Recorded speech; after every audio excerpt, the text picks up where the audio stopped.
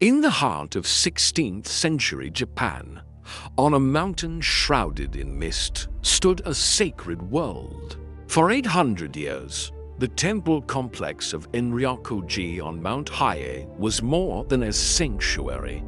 It was a symbol of divine authority, a power unto itself, untouchable and eternal. But in the autumn of 1571, it became a tomb. This was the work of one man, Oda Nobunaga. He was not a typical warlord fighting for land, nor a simple tyrant drunk on power. He was something far more dangerous, a visionary, a man who looked upon a century of endless, bloody civil war and saw the path to a unified nation. But his vision required a foundation, and to build it, he believed an entire world of tradition, faith, and power had to be utterly demolished. He would not bow to the gods of the old world. He would burn them. The Siege of Mount Hiei was not a battle. It was an extermination. Over 30,000 of Nobunaga's soldiers formed an impenetrable ring around the sacred mountain, sealing every escape route. Their orders were chillingly precise: leave no one alive. For a full day and night, they swept up the mountain, a tide of steel and fire. Ancient libraries, priceless works of art, and hallowed temples were consumed by the inferno. They hunted the warrior monks in their halls and the scholars in their libraries. But the slaughter did not end there. They were ordered to kill everyone: the elderly, the attendants, the women, and even the children who lived and worked within the holy site. By the time the flames died down, nearly 4,000 people were dead, and a center of Japanese culture had been reduced to smoldering ash. Why? Why this unimaginable, theatrical cruelty? This was not the random violence of a madman. It was a calculated act of communication, a message written in blood and fire, delivered to every rival daimyo and every competing power in Japan. The message was simple: no one is beyond my reach. Nothing is sacred. To understand the man who would accept the title of Demon King for this act, you must first understand the vicious war-torn age that forged him a century of chaos, where mercy was a death sentence and only absolute power could bring absolute order. To understand the demon, you must first walk through his hell. Japan in the mid-15th century had shattered. The central authority of the Ashikaga shogunate, once the undisputed military government, had crumbled into dust. In its place, a power vacuum emerged, and hundreds of ambitious warlords, the daimyo, rose to fill it. This was the beginning of the Sengoku Jidai, the age of warring states. It was a century and a half of near-constant, brutal civil war. Alliances were made in the morning and broken by evening, sealed with marriage and shattered with assassinations. Trust was a currency no one could afford. The land was a chessboard of blood and betrayal, where peasant armies were butchered, villages were burned, and the only law was the edge of a sword. It was an age of profound suffering, a cycle of violence with no end in sight.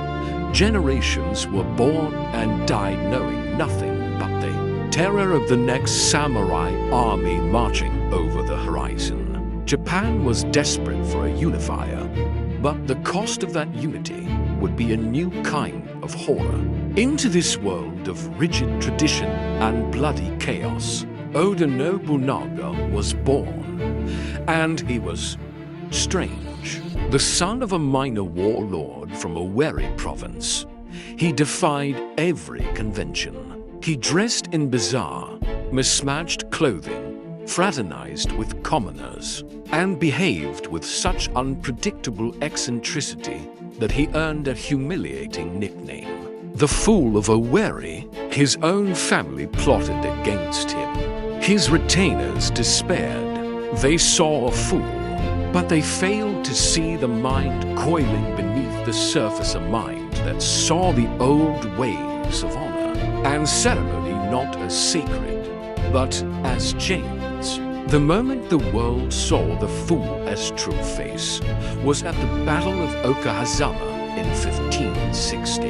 A rival warlord, Imagawa Yoshimoto, marched on Oweri with an army of 25,000 men. Nobunaga could only muster 2, perhaps 3,000. It was a hopeless fight, an execution, not a battle.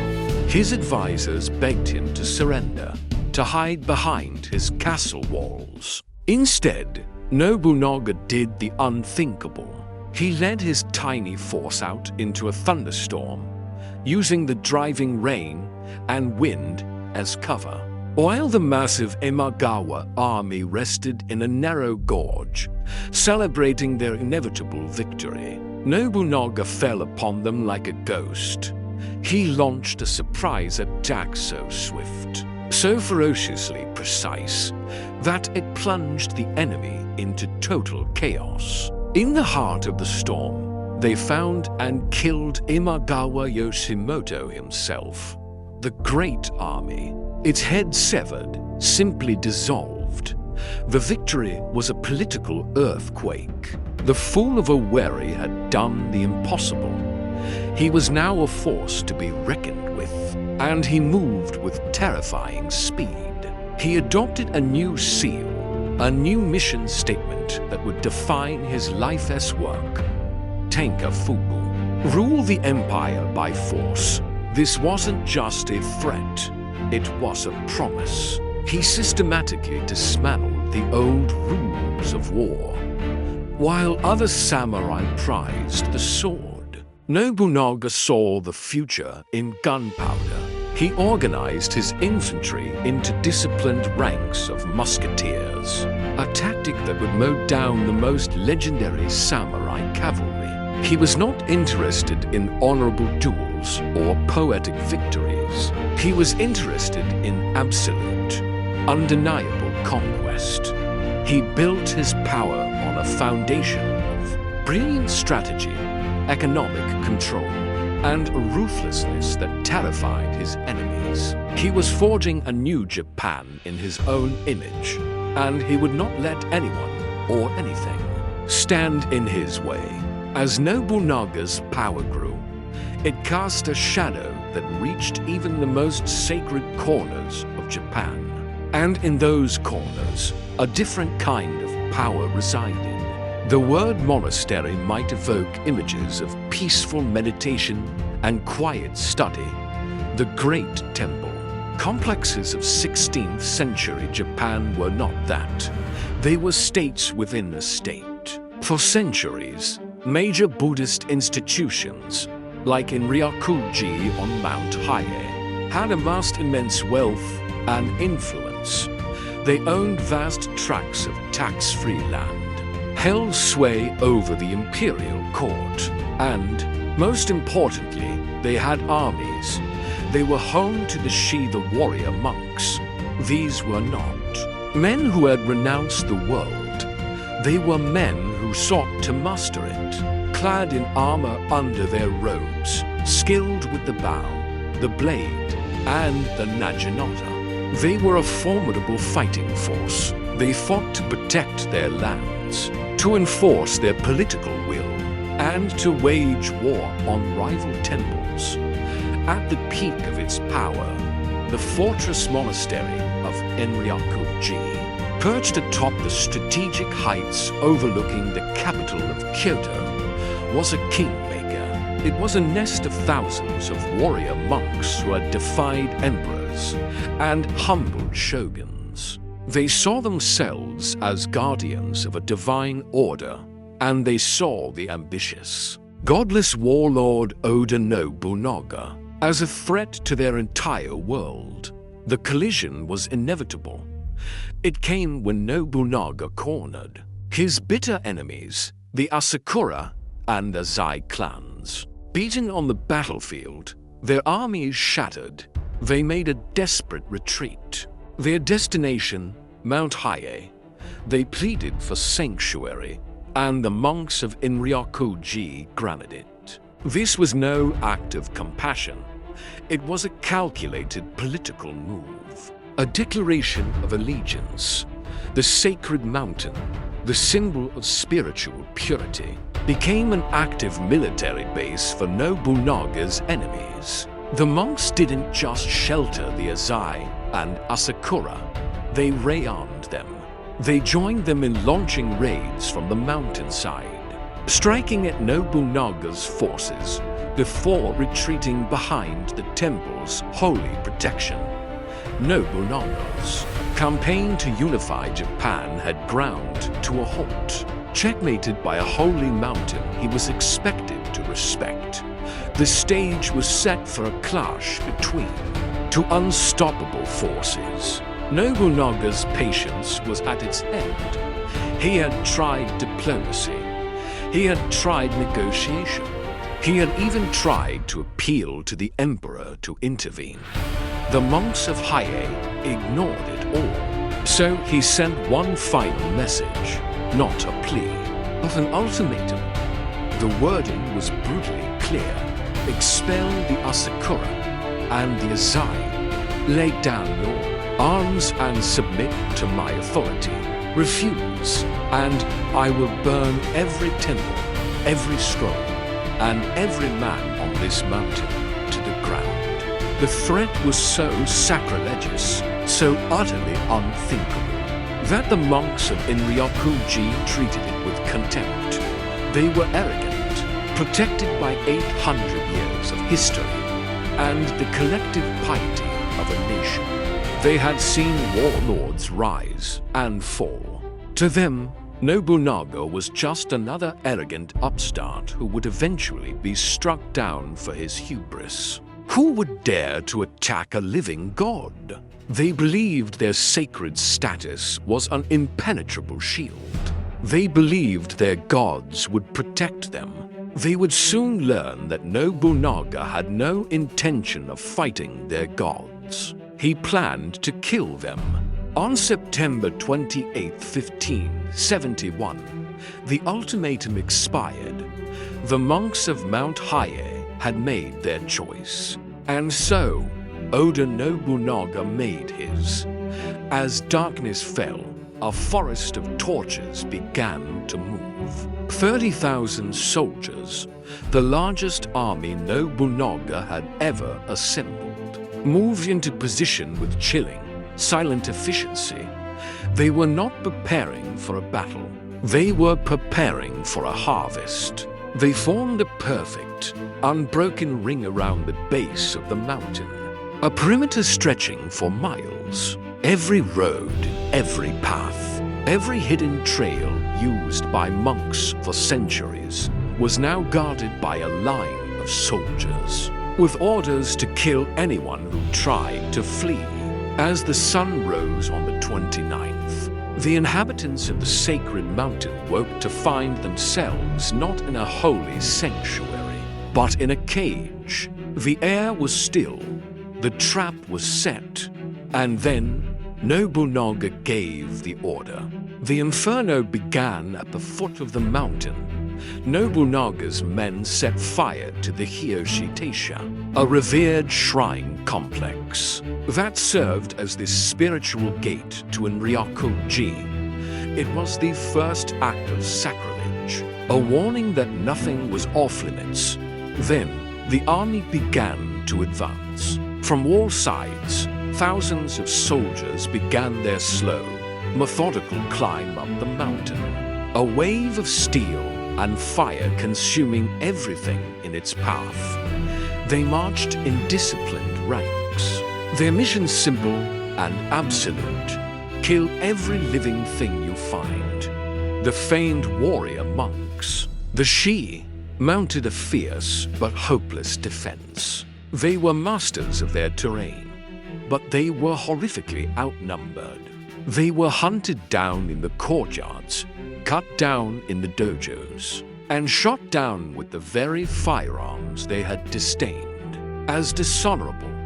One by one, their strongholds fell. But this was not just about defeating an army. It was about erasing a culture. Nobunaga's soldiers became destroyers of history. They smashed priceless statues that were centuries old. They tore down magnificent wooden halls and set them ablaze. They stormed the libraries, home to one of the greatest collections of Buddhist literature and Japanese history in the world, and threw every irreplaceable scroll, every sacred text, into the fire. The knowledge of generations turned to ash. For a full day and night, the mountain burned. The sky over the capital of Kyoto glowed a sickening orange, and the smoke carried the smell of burning pine and something else. The screams on the mountain were eventually silenced. The slaughter was not limited to the warriors. It was not even limited to the men. The orders were absolute.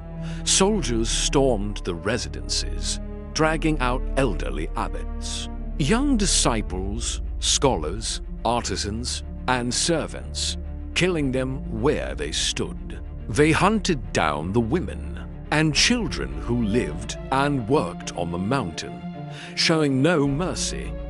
Anyone who surrendered was killed. Anyone who fled was cut down. It was a spectacle of annihilation. By the time the last flame was extinguished, Mount Hiei was a wasteland of blackened timbers and charred bodies. A thriving center of religion and culture, a place that had stood for 800 years, had been wiped from the earth in less than 2 days. Nearly 4,000 people were dead. This was not a loss of control. It was the entire point of the exercise.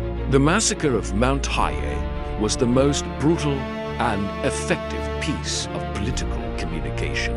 In Japanese history, Nobunaga knew that to forge a new nation, he had to destroy the idea that any power divine or otherwise could defy him. By burning the untouchable sanctuary, he sent a message to every rival warlord in Japan. He was telling them, your castles cannot protect you. Your honor cannot protect you. Even your gods cannot protect you from me. I am willing to do what you are not. I am willing to become a monster to achieve my goals.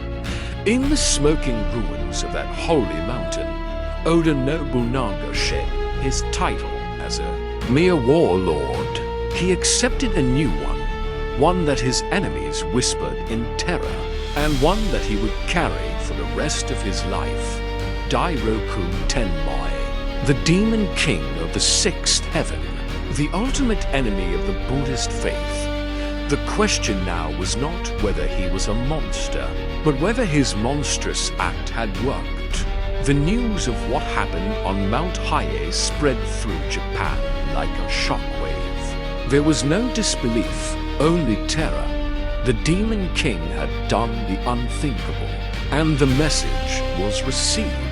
Powerful rival clans, who had once plotted against Nobunaga, now scrambled to offer their submission. Other militant temple complexes, seeing the fate of the mighty Enryaku-ji, quickly surrendered their weapons and their political power. The fear Nobunaga had cultivated was a more effective weapon than any sword or musket. The destruction of Mount Hiei, in its own brutal logic, had succeeded. It shattered the will of his enemies and dramatically accelerated his path toward a unified Japan. The back of the clerical opposition was broken forever. But the question echoes through history, a stain that can never be washed away. Was it worth it? was ending a century of war worth the price of 4,000 lives and the annihilation of a sacred world. This is the terrible, complex legacy of Oda Nobunaga. He was a monster, a man who burned history and slaughtered the defenseless to serve his own ambition. And he was a visionary, the only man with the will and the ruthlessness to drag a nation out of the endless, bloody cycle of the Sengoku Jidai. He was the poison that cured the disease. He laid the foundation for a unified Japan, a peace he himself would never see. Ultimately, the Demon King met a demon's end. In 1582, less than 11 years after the Siege of Mount Hiei, he was betrayed by one of his own generals. Trapped in a temple in Kyoto and surrounded by enemy soldiers, Oda Nobunaga, the man who had set the world on fire, died in an inferno of his own. He lived by the sword and the flame, and he died by them. He sought to become the absolute ruler of Japan, but instead became its ultimate sacrifice. He tried to make himself a god, but instead, he made himself a ghost, a brutal, brilliant, and terrifying figure forever haunting the nation he forged from chaos and ash. So, who was Oda Nobunaga to you? A visionary monster or a necessary evil? Let us know your verdict in the comments below. And if you seek to uncover more truths hidden in the shadows of history, subscribe to the Black Chronicle and ring the bell.